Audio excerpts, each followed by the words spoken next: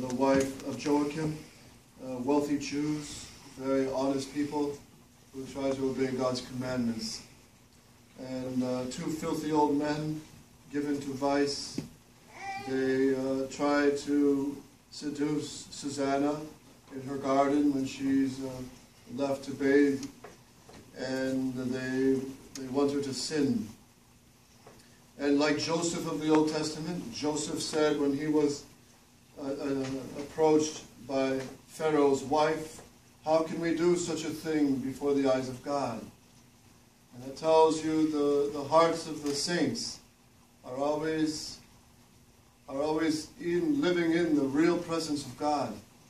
It's not an imagination, it's just a fact. We have to just open our eyes.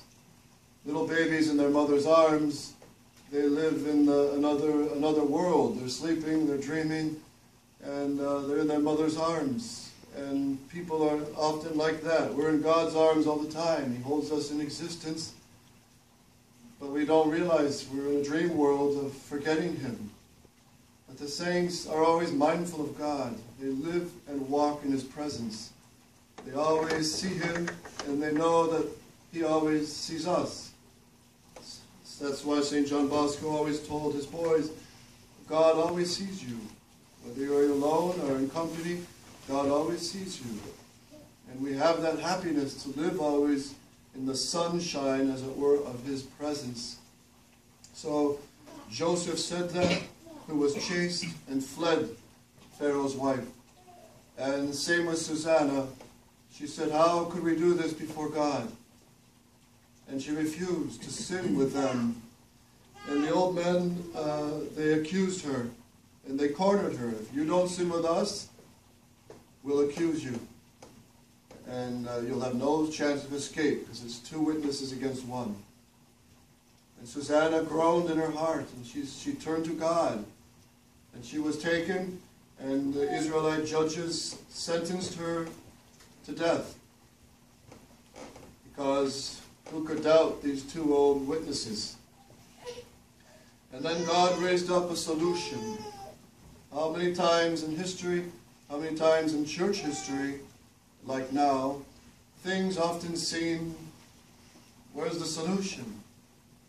They seem almost, humanly speaking, helpless. And yet God always has a solution. He is much wiser than us, and our ways are not His ways are not ours. And so God raised up by the Holy Ghost, inspired this boy who spoke up in the crowds, Daniel. And Daniel said, "I am not guilty of her blood. I am innocent of her blood." And everybody, all the crowds turned to this young man, Daniel. And he tried these two filthy old men. And they were found guilty because they contradicted their accounts and stories. And Daniel, even speaking for the Holy Ghost, says, "The angel will take his sword and cut you in half."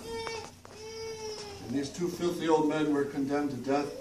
And Sussanna was freed, and all the Israelites rejoiced that God saved the innocent. And so it is with Catholic tradition.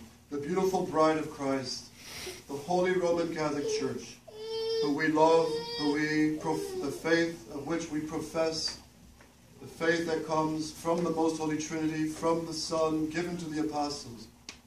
Go preach this truth. And this truth is the entire Holy Roman Catholic faith, which is handed down, this holy deposit handed down, not to be compromised and modernized.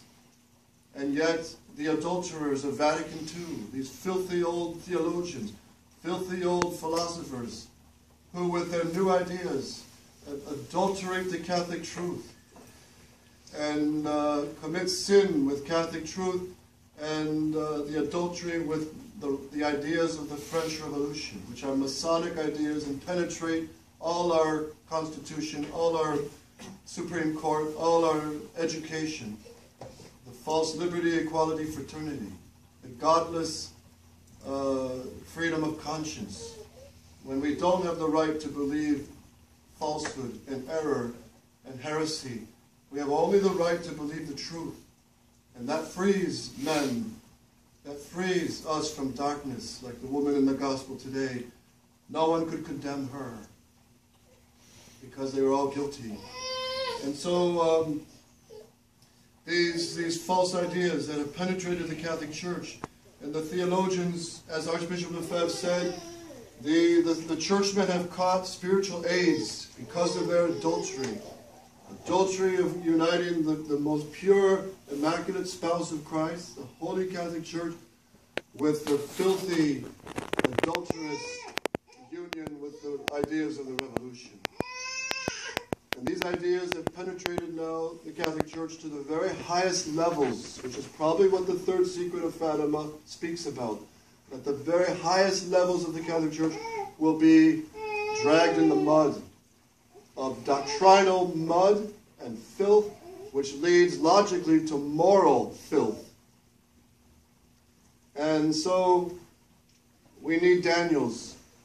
Archbishop Lefebvre was that Daniel, to raise his voice and say, no, I am guilty, I am not guilty of, I will defend the innocence of the Holy Catholic Church.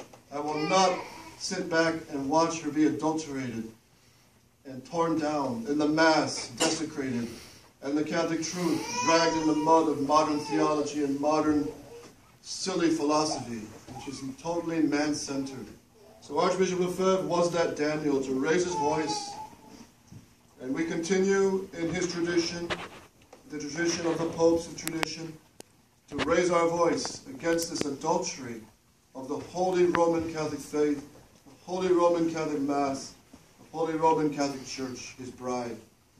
And so we must defend this bride. And we must not stand by and watch our mother be beaten and raped and desecrated. And that is what those who stay silent do. They stay silent and they watch Mother Church be dragged in the mud. And where are the men to rise up to defend Holy Mother Church? And so you seminarians, you future priests, you are called by God in some mysterious way to defend Mother Church and to continue the true doctrine, the true Mass, with no compromise and no silly modern philosophy, but to simply hand down and gloriously defend the deposit of the faith. And so we must come to know our captain. We must come to know the Sacred Heart of Jesus, who is merciful to sinners and defends his honor, the honor of his Father, and gives us life like a good shepherd for his sheep. And so let us love Mother Church. You're studying her doctrine. And we are again in a very similar situation in the resistance. Where is the solution? Where is the solution? And how often even Bishop Williamson himself has said, humanly speaking, there is no solution. But we are not given to despair. We are not given to discouragement. Our God is the God of armies. Our God is the God victorious over the enemies, who finds a solution in the most inventive, ingenious ways. The incarnation, that God would become a baby. Who would have ever dreamed of this? That a virgin would be mother, and a mother a virgin. Who would have ever dreamed of it, except the love of God, the wisdom of God, which far surpasses human solutions. So we know God it's his church, it will continue to the end of the world. The gates of hell will not prevail. And so we must fight on. And we must fight on. If we don't see the victory, fine, we'll have the victory in heaven. But God has all the solutions. And we move forward to keep the true faith and to do as best as we can, trusting in Our Lady to continue to form and help form priests for Holy Mother Church who will defend her and preach her doctrine and give the true sacrifice of the Mass and condemn the errors that adulterate the Holy Catholic truth. So let's love the Mother Church. This is the Romanitas Archbishop Lefebvre wanted us to have. Not the silly Romanitas of we want to belong to the marble halls and the purple buttons and have a canonical badge of recognition, and yet adulterate the Catholic truth by silence and compromise. That is not the Romanitas of Archbishop Lefebvre. The Romanitas he spoke of was we must love eternal Rome, and we must love the Mother Catholic Church and her doctrine and the catechism of tradition, especially the catechism of the Council of Trent, and the magisterium of the Church, which cannot be changed and adulterated and compromised. That is what Cardinal Ratzinger and all these rats in the Vatican who are destroying the Catholic Church, even if they're dressed in white and purple and red, these men are destroying the Holy Roman Catholic Church, and we have a duty to oppose them. We respect their authority, yes, because their authority comes from God. But we have to oppose them. And we do this by vocally speaking out, but also building. We must fight with the sword in one hand, and we must build with the trowel in the other. And we build by doing what the Catholic Church has always done. Know the Catholic doctrine. Build our cities around the true Mass, and our heads around Christ the King, so that we can rebuild the political order, the social order, the economic order, all of the human society to Christ the King and His Holy Catholic Church. That is the only solution. There is no other solution. The Republican solution of the U.S. is dead. It's over. It has crumbled. It's crumbling fast.